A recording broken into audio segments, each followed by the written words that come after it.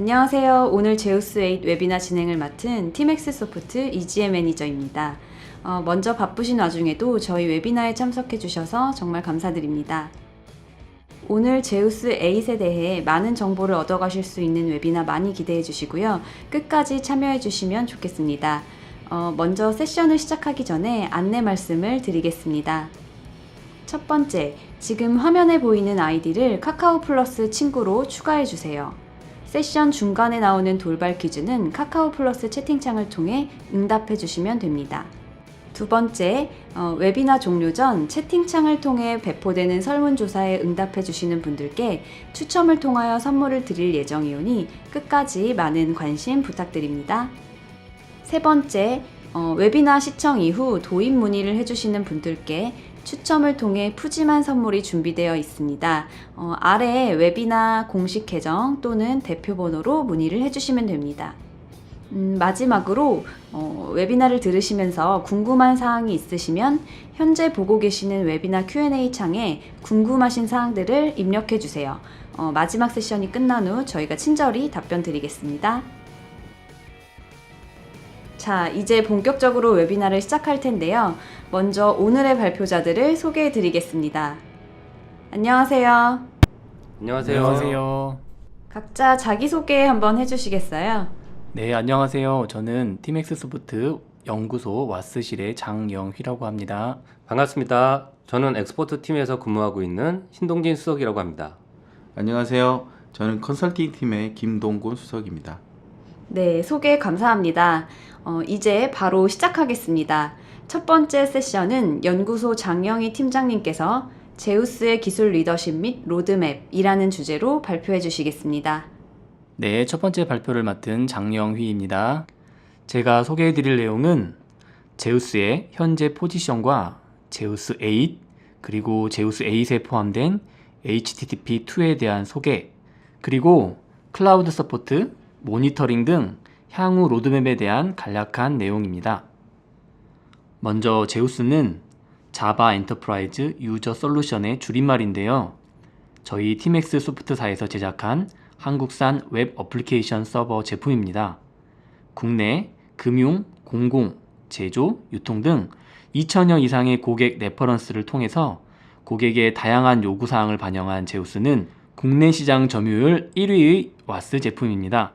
2016년 한국 IDC에서 제공한 자료에 따르면 2015년 국내 시장에서 42.2%를 기록하였습니다. 글로벌하게는 세계 상용 최초로 자바 2에 대한 인증을 취득하였습니다. 자바 2.5는 제우스 6, 자바 2.6는 제우스 7, 자바 2.7은 제우스 8에서 각 인증을 취득하였고, 국내 소프트웨어 기업 최초 가트너 매직 쿼드런트에서 등재되어서 세계적으로 제품의 우수성과 기술력을 인정받고 있습니다. 특히 저희 티맥스 소프트의 웹서버인 웹2b 제품과 함께 사용되면 대용량 데이터 처리 시 동적 부하 분산을 제공하여서 우수한 성능을 보여주고 있습니다. 제우스 8은 2017년 올해 초 새롭게 출시되었습니다. 이는 최신 웹소켓과 같은 자바 2.7 스펙을 지원하는 버전입니다. 제우스는 기본적으로 넘블라킹 IO 방식으로 효율적인 스레드 운용을 지향합니다. 또한 향후 나올 스펙에 대해 선제적으로 대응하려 노력하고 있습니다. 웹소켓도 제우스 8 이전 버전인 제우스 7에 선제적으로 지원하였고, 자바 2.7이 아닌 자바 2.8의 스펙인 HTTP2에 대한 지원도 제우스 8에서 미리 지원하도록 하였습니다. 제우스 8에 대해서는 다음 발표자분들이 추가 설명이 있을 것이기에 간략히 넘어가도록 하겠습니다. HTTP2에 대해서는 거의 모든 브라우저에서 지원하기 시작하였습니다. 해당 자료는 canIuse.com 페이지를 참고하였는데요. 엣지, 파이어폭스, 크롬뿐만 아니라 스마트폰에 포함된 대부분의 브라우저에서도 HTTP2를 지원하고 있음을 볼 수 있습니다. 이처럼 HTTP2에 대한 지원이 많아지고 있는데요. 이에 대한 이유를 두 가지 정도로 찾아볼 수 있을 것 같습니다. 첫 번째는 웹이 보편화된 시대에 TCP 위에서 동작하는 HTTP 입장에서는 TCP 및 네트워크 리소스를 효율적으로 사용하고자 하는 것이 있습니다. 즉, TCP 커넥션을 최소화해서 사용하는 것인데요. 예를 들어 커넥션 하나만 사용해서 그 커넥션을 통해 동시에 여러 개의 요청과 응답을 주고받도록 하는 것입니다. 이렇게 되면 기존 HTTP 1점대에 비해서 TCP 커넥션을 훨씬 적게 사용하면서 하나의 커넥션을 통해서 네트워크 밴드위드스를 최대한 효율적으로 활용할 수 있게 됩니다. 두 번째는 브라우저와 같은 클라이언트에서 서버에게 요청을 보내기 전에 서버에서 먼저 응답을 보내줌으로써 요청에 대한 네트워크 트래픽을 줄일 수가 있게 됩니다. 이것이 푸시 프라미스 스트림을 사용하는 서버 푸시라는 기능입니다. 어떤 페이지에 어떤 CSS나 어떤 자바스크립트 페이지와 같은 리소스들이 필요한지는 이미 서버 쪽에서 잘 알고 있는데요. 서버가 미리 설정된 리소스를 클라이언트 쪽으로 보내주게 되면 클라이언트에서는 관련된 리소스들을 별도로 요청하지 않아도 되는 것이죠. 이전 프로토콜인 HTTP 1.1이 1999년에 처음 소개된 이후에 약 16년 만에 소개된 프로토콜인데요. 이렇기 때문에 새로운 시대에 맞게 리소스도 효율적이고 성능도 나아질 것이라고 기대하고 있습니다. 제우스 8에서도 이미 검증된 스레드풀을 사용하여 HTTP2를 지원하고 있습니다. 셀렉터라고도 하는 컨트롤 스레드가 클라이언트 요청 스트림들을 컨트롤하고 파싱하여서 워커에 일을 주고받는 형식의 이벤트 드리븐 방식으로 지원하고 있습니다. 차기 버전에서는 저희 웹서버인 웹2비와의 연동에서도 HTTP2를 만나보실 수 있습니다. 제우스 8이 출시된 이후에 제우스에서 설계하고 진행하고 있는 것은 클라우드 환경에서의 오토스케일 지원입니다. 저희 웹과 와스인 웹2비와 제우스는 중간에 로드 밸런서 없이 동작하도록 설계되었습니다. 제우스의 다스라는 어드민 서버가 있는데요. 이를 통해서 오토스케일 되어 동쪽으로 변경되는 웹2비와 제우스 간의 IP 포트 정보를 서로 공유하게 됩니다. 이를 통해서 우리는 어떠한 로드 밸런서도 없이 그레이스풀하게 커넥션을 관리하고 세션 기반의 로드 밸런싱을 지원하도록 설계하여 개발하였습니다. 실제 클라우드에서 동작하는 방식, 이러한 것들의 자세한 내용은 이후 세션에서 다시 한 번 더 설명드리도록 하겠습니다. 마지막으로 간단히 소개해드릴 것은 제우스 매니저라고 하는 것입니다. 제우스에는 이미 웹어드민을 통해서 설정 및 상태 정보를 확인할 수 있는데요. 제우스 매니저로 새롭게 태어나면서 제우스 전반에 대한 성능 모니터링이 가능해졌습니다. 별다른 모니터링 툴 없이도 클러스터링된 그룹 단위의 성능 모니터링이 가능한데요. 특히 실시간 트랜잭션 상태를 확인할 수 있다는 것이 장점입니다. 제우스 8에 대한 전반적인 개요를 말씀드렸습니다. 경청해 주셔서 감사합니다. 네, 장영희 팀장님 정말 감사합니다.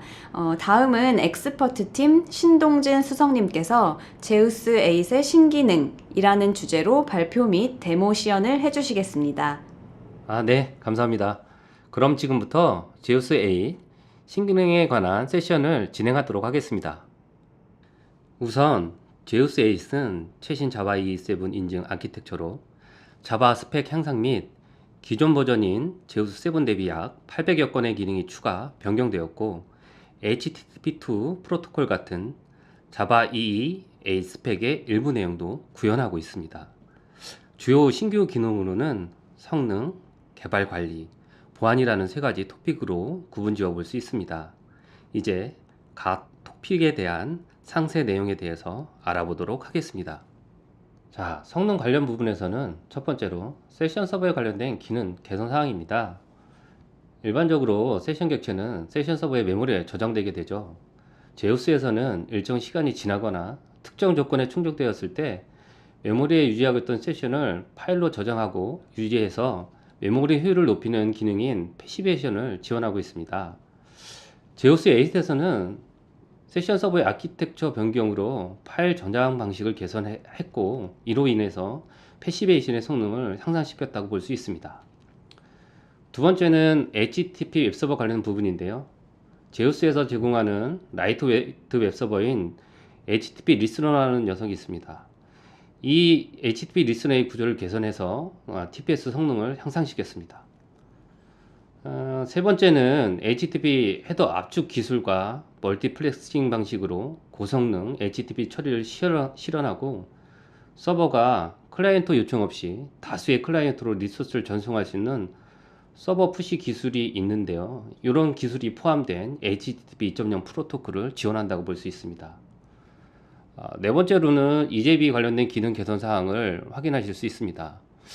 EJB에서 DLR, 즉 다이나믹 링크 레퍼런스를 제거했고 라이브러리 레퍼런스를 구현해서 EJB 클러스터링 성능을 개선했습니다. 또한 클러스터링 상황에서도 JNDA 콘텍스트 선택 시 로컬 옵티마이제이션 하도록 구조를 변경해서 성능을 강화하였습니다.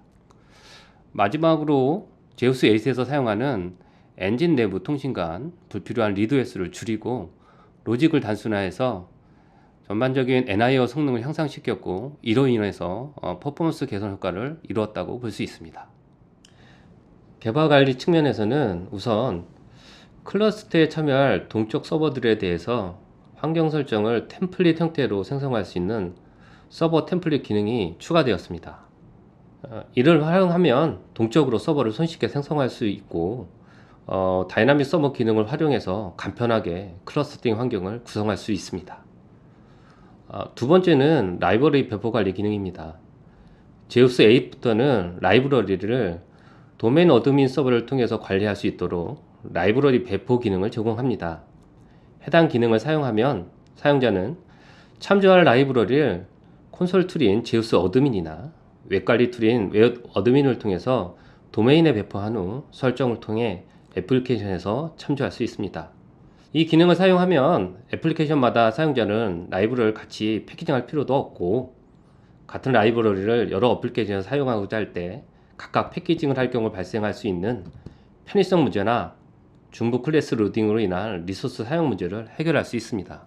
또한 애플리케이션 배포 시점에 사용할 라이브러리를 지정할 수 있고 동일한 라이브러리가 복수 배포되어 있는 경우 버전을 지정함으로써 사용할 라이브러리를 지정할 수 있는 장점을 제공하게 됩니다. 세 번째로 제우스의 경량화 웹서버인 HTTP 리스너를 사용할 경우 CPU를 100% 사용하는 것을 목표로 하는 알고리즘에 기반해서 스레드 풀에 대한 자동 튜닝 기능을 제공합니다. 마지막으로 도메인 전체 서버에 디플로이되는 모든 애플리케이션을 같은 스코프로 간주하는 도메인 와이드 세션 클러스터 모드를 제공하게 되었습니다. 이 모드에서는 애플리케이션이 배포되지 않은 MS, 즉 매니지드 서버도 세션 클러스터링에 포함될 수 있는 기능이 포함되었다고 보시면 되겠습니다. 보안 부분에 대해서 살펴보도록 하겠습니다. 첫 번째로는 향상된 보안 기능을 들 수 있습니다. SSL 사용 시 NIO, 즉 논블로킹 IO를 지원하고 암호화 및 복화화 시 사용되는 SSL 프로토콜을 지정할 수 있는 기능이 추가되었습니다. 또한 제우스 계정의 암호를 지정할 때 보안성을 높이기 위해서 암호 적합성 검사 기능인 패스워드 밸리데이션 룰을 지원합니다. 이 기능에서는 특수 문자, 숫자 대소 문자, 최소 글자 수, 최대 글자 수, 아이디 포함 불가 등을 조합하여 선택할 수 있는 디폴트 패스워드 밸리데이터와 제우스에서 제공하는 패스워드 밸리데이터라는 인터페이스가 있는데요. 이를 통해서 사용자 암호 검사 클래스를 활용해서 구현할 수 있는 커스텀 패스워드 밸리데이터를 지원합니다. 또한 최근 보안 강화 추세에 따라 보안 관련 액션이 있을 경우 그 액션을 누가 수행했는지를 파악할 수 있게 해주는 기능이 필요한 경우들이 있는데요. 제우스 8에서는 어드민에 접근할 수 있는 계정이 여러 개 있을 경우 각 계정이 명령을 수행할 때 이를 기록으로서 남겨서 나중에 해당 계정이 수행한 일을 추적할 수 있는 어드민 계정 감사 기능이 추가되었고 이를 통해서 관련 액션을 로깅할 수 있도록 하였습니다. 두 번째는 CORS, 즉 크로스 오리진 리소스 쉐어링 관련 기능 지원 부분입니다. 처음 요청되는 리소스의 도메인과 다른 도메인부터 리소스가 요청될 경우 해당 리소스는 크로스 오리진 HTTP로 요청하게 됩니다. 보안상의 이유로 대부분의 브라우저들은 스크립트 내에서 초기화되는 크로스 오리진 HTTP 요청을 제한하게 됩니다. 예를 들면 많은 웹페이지들은 CSS 스타일 시트, 이미지, 그리고 스크립트와 같은 리소스들을 각각의 출처로부터 읽어오게 되는데, 이를 허용하기 위해서는 HTTP 접근 제어 관련 기술인 CORS를 사용해야 합니다. CORS는 웹서버에게 보안 크로스 도메인 데이터 전송을 활성화하는 접근 제어권을 부여하는 역할을 수행하게 됩니다. 마지막으로 이제비 관련 부분인데요. 이제비 3.0부터는 홍객체를 사용하지 않습니다. 근데 이전 버전에서는 내부적으로 이런 홍객체를 관리해서 JNDA 리스트 등에서 확인할 수 있었습니다. 제우스 8에서는 이런 부분을 개선해서 이제비 홍객체가 클라이언트에 노출되는 것을 방지하도록 변경되었다고 보시면 되겠습니다. 지금부터는 앞서 설명한 제우스 8의 신기능 중 일부 항목에 대해서 간략히 데모를 시연하는 시간을 갖도록 하겠습니다. 향후 진행될 데모 시연의 환경 설정 및 서버 제어는 제우스에서 제공하는 GUI 기반인 웹 어드민을 통해서 진행하도록 하겠습니다. 그럼 간단한 샘플 어플리케이션을 통해서 HTTP2 프로토콜이 동작하는 모습을 살펴보도록 하겠습니다. 환경 설정 및 서버 제어는 제우스에서 제공하는 GUI 기반인 웹 어드민을 통해서 진행하도록 할 거고요. 시연되는 데모들도 모두 웹 어드민을 통해서 진행하도록 하겠습니다. 앞선 세션에서 장영희 팀장님이 말씀하셨듯이 향후 웹2B에서도 HTTP2 프로토콜을 지원할 예정이지만 현재는 HTTP 리스너의 경우에만 지원하고 있습니다. HTTP2 프로토콜의 통신 방식 중 HTTP와 HTTPS를 제우스 8은 모두 지원합니다. 하지만 현재 대부분의 브라우저에서 HTTP를 지원하지 않고 TLS 방식의 HTTPS 방식만 지원함을 유의하셔야 합니다. 또한 HTTP2 스펙에서 TLS 통신에 필요한 사이버 스윗 중 JDK7에서 제공하는 사이버 스윗은 모두 권장하지 않습니다. 따라서 더 강력한 암호화 스윗을 사용하는 JDK8 버전을 사용하는 것이 바람직하다고 볼 수 있습니다. 먼저 HTTP 리스너에서 HTTP2 프로토콜을 설정해 보도록 하겠습니다. 환경 설정을 위해서 좌측 하단에 락 앤 에디트 버튼을 클릭하시고요. 서버 탭에서 설정하시려는 매니지 서버를 선택하시면 됩니다. 자, 엔진에 웹 커넥션을 선택하시고요. HTTP 커넥션을 선택하시고 쭉 밑에 내려보시면 HTTP2 프로토콜의 체크박스를 선택하신 다음에 확인 버튼 클릭하시면 됩니다. 자, TLS를 사용해 HTTPS 방식으로 통신해야 하기 때문에 HTTP 리스너에 SSL 항목을 설정해야 되는데요. 아까처럼 설정하고자 하는 서버를 선택하시고요. 리소스 탭에서 HTTP 리스너를 선택한 후 SSL을 설정하시면 됩니다. 키스토어 생성은 JDK에서 제공하는 키2를 통해서 생성할 수 있는데 관련 내용은 TMX 소프트의 테크넷 등을 통해서 확인할 수 있기 때문에 시간 관계상 별도의 설명은 하지 않도록 하겠습니다. 자, 키스토어 파일이 위치한 경로를 입력하시고요. 그리고 키스토어 패스워드를 입력하면 됩니다. 저희는 DS에 1, 2, 3, 4, 5, 6으로 해놨기 때문에 그렇게 그냥 입력하고요. 네. 그리고 자, 트러스토어 파일이 있는 경로를 입력하고요. 마찬가지로 트러스토어의 패스워드를 입력하겠습니다.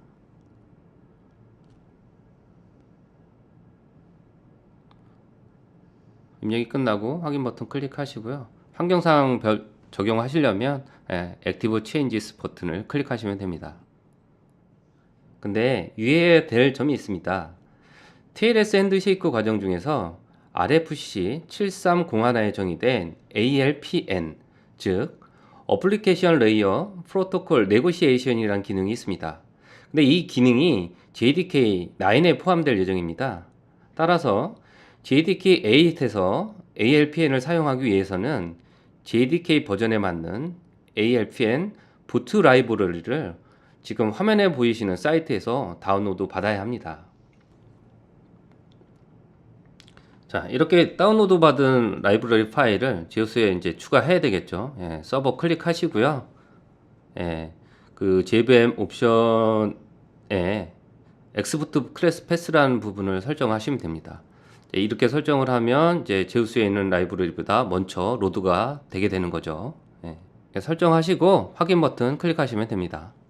제우스 환경 설정이 이제 끝났기 때문에 간단한 이미지 파일을 보여주는 샘플 소스를 작성해서 테스트 해보도록 하겠습니다.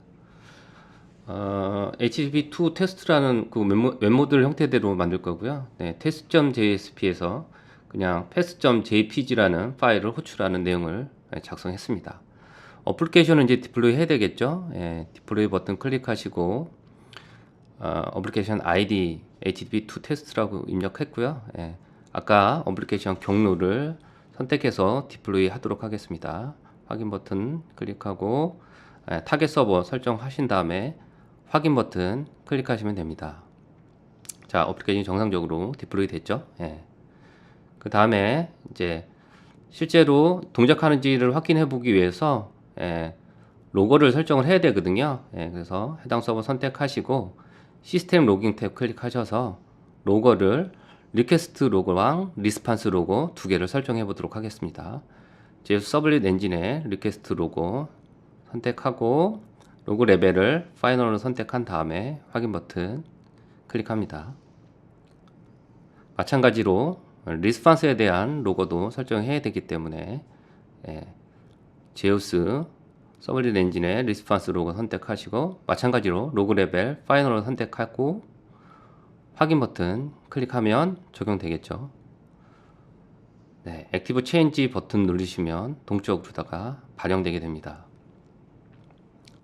그 다음에 이제 로고를 보기 위해서 서버 1에 대한 그 로그를 테일 걸어서 실시간으로다가 확인해 보도록 하겠습니다. 테일-F에서 제우스 서버 로그 걸어 놓고요. 그리고 웹브라우저를 열어서 방금 전에 작성한 페이지 호출 한번 해볼게요.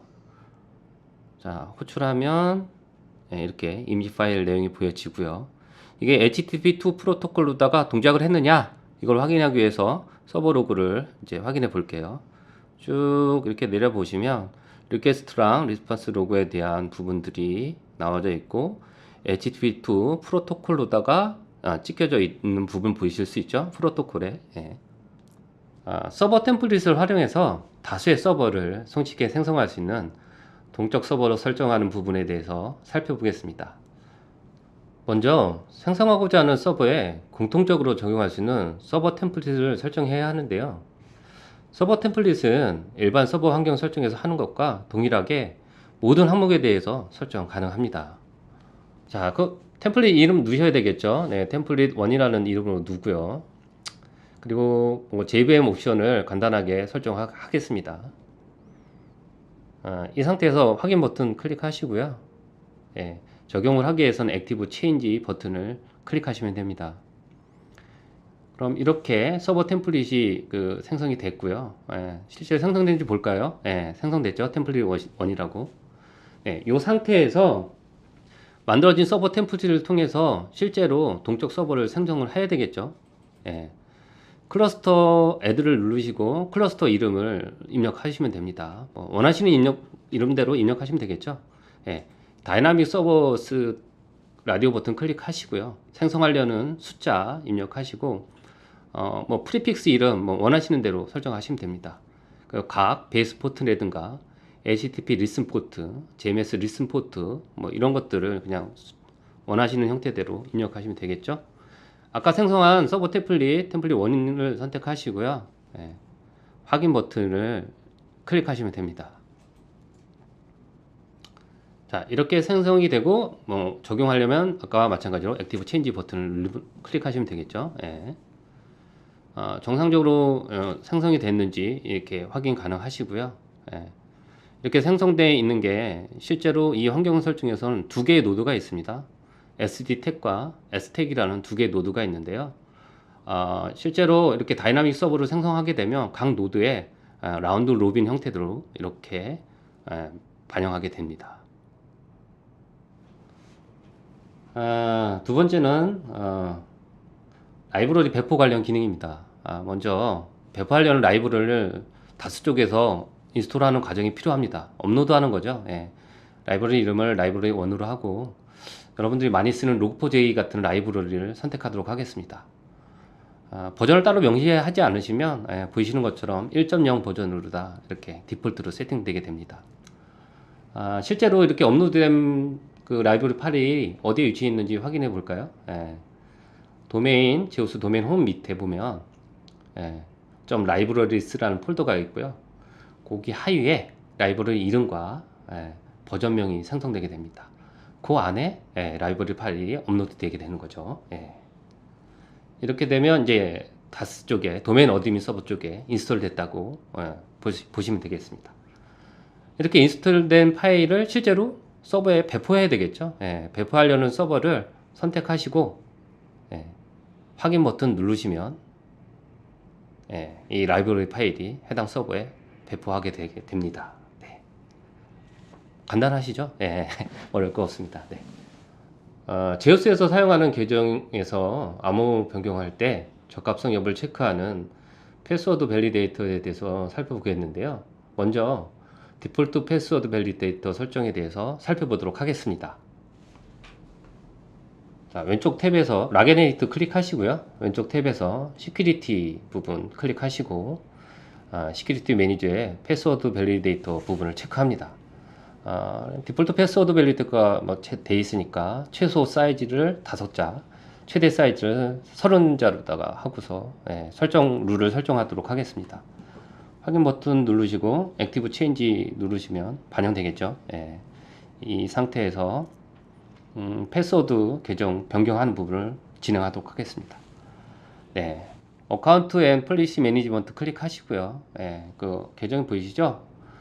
편집하기 위해서 또 락앤에디트 클릭하시고 어드미니스트레이터 계정을 클릭하시고 패스워드를 변경해 보도록 하겠습니다.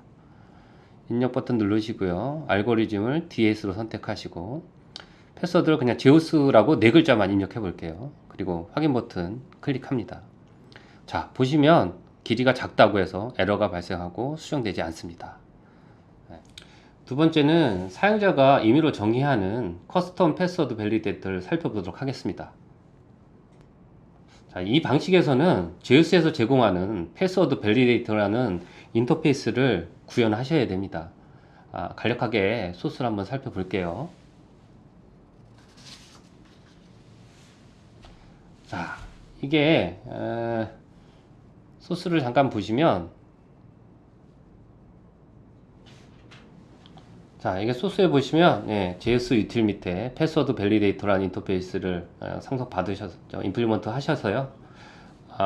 내용을 보면 그냥 제우스 어드민이라는 패스워드가 들어왔을 때만 적합성 검사를 통과하도록 그런 룰을 추가를 한 겁니다. 그러니까 자바 C를 통해서 해당 파일을 자바 파일을 클래스 파일로 컴파일하는 과정을 거치시면 되고 도메인 홈 밑에 lib 어플리케이션 폴더에 위치시키시면 됩니다. 자, 아까 저희가 컴파일한 그 구현한 클래스를 이제 등록을 해야 되겠죠. 시큐리티 항목 들어가셔서 아까 마찬가지로 커스텀 패스워드 밸리데이터에 아까 저희가 구현한 그 클래스의 풀 패키지명을 입력하시면 됩니다. 그리고 확인 버튼 클릭하시고요. 액티브 체인지 버튼 누르시면 적용되겠죠. 그리고 이제 아까처럼 어드민 계정의 패스워드를 이제 변경하는 작업을 진행해 볼 텐데요. 먼저 그 어드민 계정에 이제 아까처럼 제우스 어드민을 넣어야지만 이제 통과를 하게 저희가 룰을 구현했잖아요. 근데 이제 먼저 이제 동작하지 않는 걸 이제 보여드리기 위해서 제우스라고 입력을 하고 어떻게 동작하는지 확인해 볼게요. 확인 버튼 누르시면 자, 설정이 패스워드 룰에 맞지 않는다는 그런 에러 메시지가 발정하면서 패스워드가 변경되지 않죠. 그러면 아까 저희가 입력한 것처럼 제우스 어드민을 넣었을 땐 어떻게 동작하나 확인해 볼게요. 자, 암호 알고리즘 DS 하고 제우스 어드민이라고 입력합니다. 확인하고 확인 버튼 클릭하시면 정상적으로 수정이 됐죠. 이렇게 패스워드가 변경되는 것을 확인하실 수 있습니다. 액티브 체인지 누르면 그게 이제 반영하게 됩니다.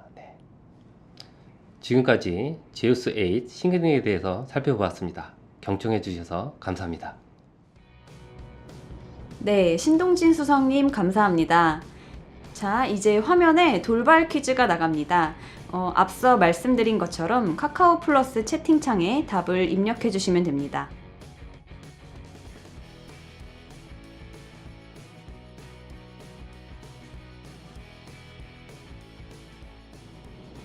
예, 이제 마지막으로 컨설팅팀 김동곤 수석님께서 클라우드 시장과 와스, 그리고 클라우드 환경 최적의 와스 제우스 8이라는 주제로 발표 및 데모 시연을 해주시겠습니다.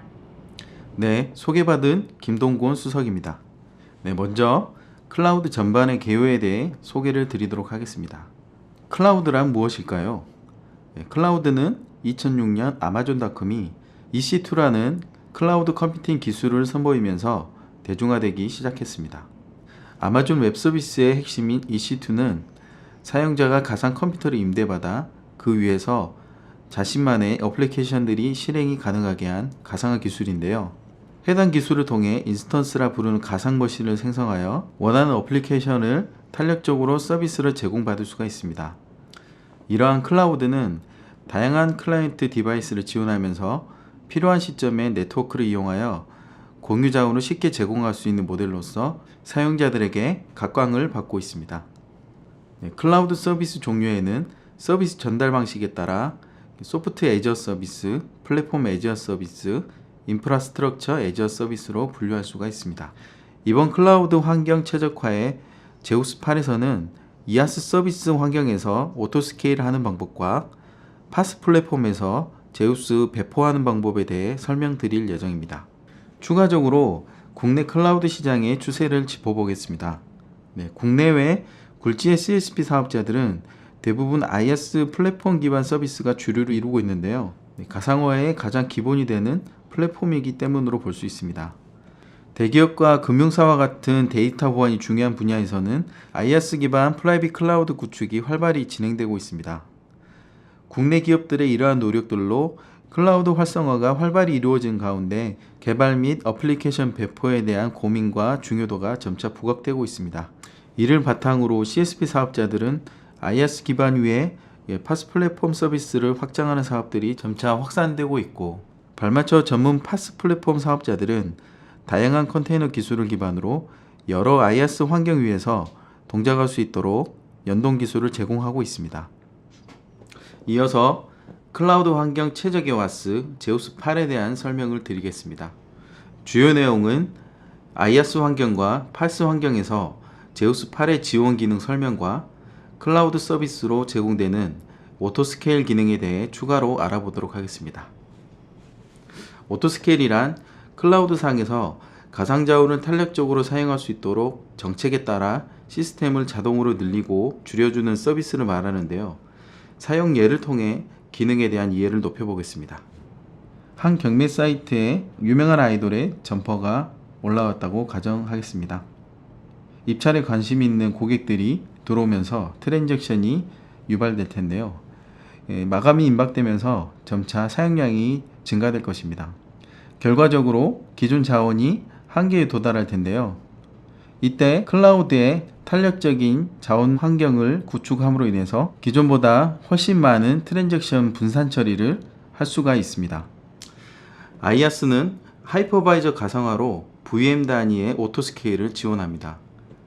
IaaS 가상화는 기본적으로 가상 자원을 확장하는 데 주된 목적이 있고, 추가된 가상 자원 안에 소프트웨어 설정은 제한된 기능으로 제공됩니다.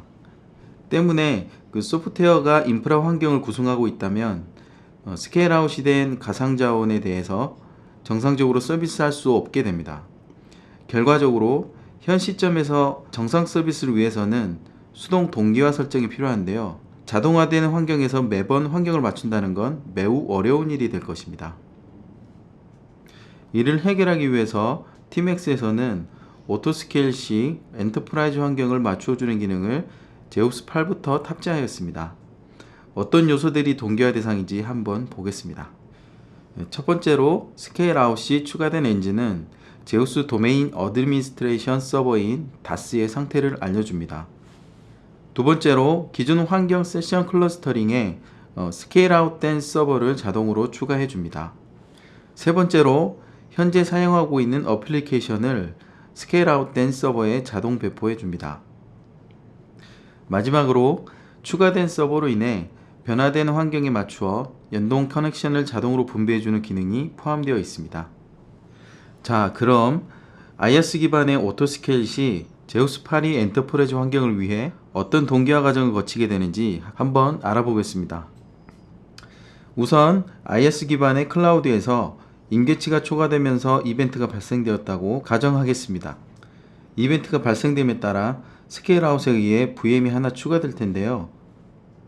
여기서부터 제우스 8 동기화 작업이 시작됩니다.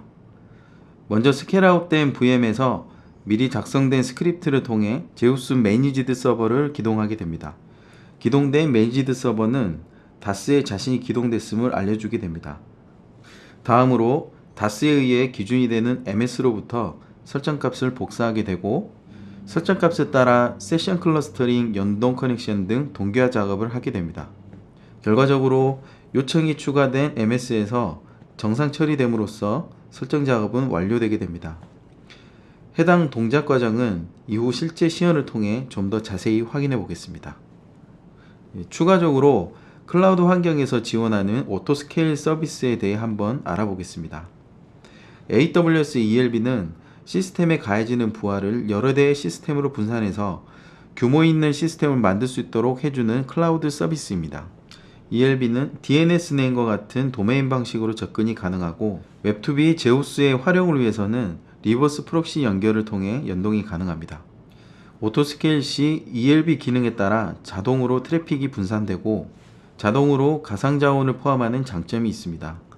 반면에 트래픽에 따라 과금이 되는 유료 서비스 정책으로 되어 있고 AWS만 있는 서비스라는 단점이 있습니다. 오토스케일 기능 설명은 여기까지입니다. 다음으로 빌드팩에 대한 이야기를 해보려고 합니다. 빌드팩은 클라우드 파운드리 클라우드 환경에서 다양한 언어, 프레임워크를 사용할 수 있도록 다양한 개발 환경을 제공하는 플랫폼 패키지입니다. 클라우드 파운드리에 포함된 내장 빌드팩은 기본적으로 자바, 루비, 노드.js 등 5가지 언어를 지원합니다. 또한 스프링, 심포니 등 다양한 프레임워크를 포함할 수 있습니다. 제우스 빌드팩은 커스텀 빌드팩을 이용하여 제작되어 있는데요. 커스텀 빌드팩은 클라우드 파운더리 내에서 내장 빌드팩 외에 별도로 빌드팩을 제작할 수 있는 기능입니다. 빌드팩 배포는 업로드와 스테이지, 스타트 3단계 프로세스를 진행하게 되는데요. 사용자가 클라우드 플랫폼이나 CLI 화면에서 배포를 요청함으로써 프로세스가 시작되게 됩니다. 첫 번째, 업로드에서는 어플리케이션 소스 파일들과 제우스 바이너리 파일을 플랫폼에 업로드하게 됩니다. 두 번째, 스테이지에서는 빌드팩을 실행하여 제우스 플랫폼의 어플리케이션 런타임 환경을 구성합니다. 세 번째, 스타트에서는 스테이지가 완료된 제우스 엔진을 구동시켜 주게 됩니다. 그럼 앞서 말씀드린 배포 방법 중 CLI 방식으로 제우스 빌드팩을 배포하는 방법을 설명드리겠습니다. 명령어로 실행할 CLI 클라이언트 프로그램이 있어야 됩니다. 사전에 PC에 설치가 필요한 점을 유의하시기 바랍니다. CLI 클라이언트 프로그램을 통해 클라우드 파운드리 서버에 접근하였다고 가정하겠습니다. 첫 번째로 CLI 푸시 명령어를 통해서 제우스 빌드팩을 이용하여 어플리케이션을 배포 실행합니다. 두 번째로 리파지토리 서버에서 제우스 바이너리를 다운받아 클라우드 파운더리 컨테이너에 설치합니다. 세 번째로 플랫폼을 구성할 JDK 제우스 어플리케이션을 해당 위치에 설치합니다. 마지막으로 제우스를 기동하여 정상 서비스를 확인함으로써 배포 프로세스가 완료됩니다. 제우스 빌드팩 배포 과정은 이후 시연을 통해 좀 더 자세히 확인해 보겠습니다.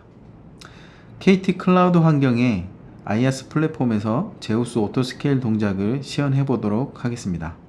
오토스케일 테스트를 위해서 다스 VM을 생성해 보겠습니다. 생성 과정은 VM 생성 및 템플릿 이미지 제작 순으로 진행됩니다. MS VM 생성 과정은 다스 VM 생성 과정과 동일합니다. 다음으로 오토스케일에 대한 설정입니다. 설정 항목으로는 VM 최대 개수, VM이 늘어나는 기준 등 오토스케일의 동작 조건들이 있습니다. 자, 방금 설정한 것들이 잘 작동하는지 테스트를 해볼 텐데요. 왼쪽 화면은 세션 클러스터를 확인하기 위해 디스트리뷰트 세션 인포메이션 정보를 보여주고 있습니다. 그리고 오른쪽 상단 화면은 웹2B에서 제우스와의 연동이 정상적으로 되어 있는지 확인하기 위한 화면입니다. 오른쪽 하단 화면은 설정한 조건이 동작하게 하기 위한 부하를 주는 프로그램입니다. 자, 그럼 부하를 투입해 보도록 하겠습니다. 부하가 투입됨에 따라 이중화된 두 개의 매니지드 서버에 요청이 들어오고 있음을 확인할 수 있습니다. 부하에 따라 스케일 아웃이 되고 있음을 확인할 수 있습니다. 스케일 아웃이 완료되었고요. VM 수가 1개에서 2개로 늘어난 것을 확인할 수 있습니다. 네, MS가 추가된 것을 확인할 수 있고요. 각각의 세션 클러스터가 정상적으로 연결된 것을 확인할 수 있습니다. 웹2B에서는 추가된 매니지드 서버와 정상적으로 연동이 되어 있음을 확인할 수 있습니다. 이번에는 웹2B 스케일아웃에 대해서 테스트를 진행해 보도록 하겠습니다. 부하가 유입되면서 웹2B가 스케일아웃 되어 VM이 하나가 증가하였습니다. 먼저 웹2B의 st-j 명령어를 통해서 커넥션 수가 50개로 반으로 준 것을 확인할 수 있고, 스케일아웃된 웹2B로 접속하여 동일하게 st-j를 명령어로 쳤을 때 커넥션 수가 똑같이 반으로 준 것을 확인할 수 있습니다.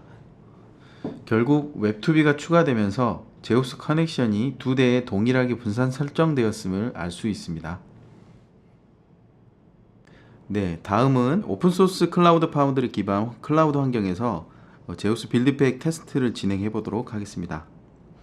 테스트 순서는 CRA 방식으로 제우스 빌드팩 배포부터 데이터베이스와 연결 테스트까지 단계적으로 진행할 예정입니다. 네, 첫 번째로 제우스 빌드팩의 구조 확인을 위해 제우스 빌드팩을 깃서버로부터 다운받아 바이너리 위치를 확인해 보겠습니다. 다운받은 위치에서 제우스 바이너리가 있는 곳을 확인해 보겠습니다. 바이너리 위치에서 config 하위 zeus.yml 파일을 열어보겠습니다. 네, 제우스 바이너리가 있는 리파지토리 위치를 확인할 수 있습니다. 다음으로 빌드팩 배포를 위해 클라우드 파운더리의 CLI를 이용하여 접속해 보겠습니다. cf 로그인 명령어를 통해서 CLI 접속을 할 수 있고요. 네, 정상 로그인이 됐습니다. 자, 그럼 CLI 창을 통해 HTTP 헤더 및 서블릿 정보를 확인할 수 있는 간단한 어플리케이션을 제우스 빌드팩을 통해 설치해 보겠습니다. 배포는 cf 푸시 명령어를 통해 배포 진행이 가능합니다. cf 푸시 명령어를 실행해 보겠습니다. 네, 화면에 보시는 바와 같이 업로드, 스테이지, 스타트 순으로 배포가 진행되고 있음을 알 수 있습니다. 네, 다음으로 설치한 어플리케이션의 서비스 페이지를 호출해 보겠습니다. 네, cf apps 명령어를 통해서 앱 정보 및 상태를 조회할 수 있습니다. 네, 화면에 보시는 URL을 브라우저에 입력하고 서비스 페이지를 호출합니다. 네, 정상적으로 페이지가 로딩되었고요. 네, 간단히 작성된 HTTP 정보들이 표시된 것을 볼 수 있습니다. 네, 추가적으로 컨테이너에 SSH 접속이 가능한데요. 한번 시도해 보겠습니다. 접속은 cf ssh 명령어로 진행됩니다. 네, 접속 후에 ls 등과 같은 os 명령어 입력이 가능합니다. 네, 클라우드 파운더리는 빌드팩을 통해서 컨테이너를 구성하는 방식이기 때문에 수정이 필요한 경우에 엔진에 대한 부분은 빌드팩에서, 어플리케이션에 대한 부분은 원본 소스에서 각각 수정이 필요합니다. 마지막으로 데이터베이스와 연결 테스트를 진행해 보겠습니다. 시스템 날짜를 조회할 수 있는 쿼리가 포함된 간단한 소스를 먼저 작성하였습니다. dbcon test.java 파일은 연결 정보에 대한 부분이고 dbtest.jsp 파일은 호출 부분이 포함된 소스입니다. cf logos 명령어를 통해서 테일과 같은 실시간 앱로그를 확인할 수 있는데요. 진행 경과를 확인하기 위해서 우선 실행해 보겠습니다. 브라우저를 이동하여 dbtest.jsp를 실행합니다. 쿼리 결과값이 정상적으로 출력되었네요. 다시 CLI 화면으로 돌아와서 좀 전에 띄워놓은 로그를 통해서 dbtest.jsp가 정상적으로 수행된 것을 확인할 수 있습니다. 여기까지 클라우드 파운더리에서 제우스 빌드백 배포 테스트를 모두 마치겠습니다. 경청해 주셔서 감사합니다. 네, 김동곤 수석님 감사합니다. 이제 마지막 발표까지 마쳤는데요. Q&A를 준비하는 동안 웨비나 채팅창을 보시면 설문 URL이 뜨실 겁니다. 지금부터 설문을 진행해 주세요. 혹시나 방송 종료 전까지 설문에 응답하지 못하시는 분들께는 메일을 통해 설문 URL을 다시 보내드리겠습니다.